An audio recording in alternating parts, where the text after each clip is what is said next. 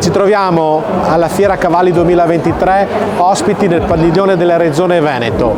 qui con l'ente Parco Regionale dei Colli Euganei per promuovere il nostro territorio, le nostre bellezze naturalistiche ed ambientali e i nostri prodotti enogastronomici. Il nostro parco è diventato una fortissima attrazione per i numerosi turisti. Si può percorrere a piedi tramite i 200 km di sentieri, di cui 26 sono georeferenziati e corrispondono agli standard del CAI. Con la bicicletta per i numerosi cicloturisti,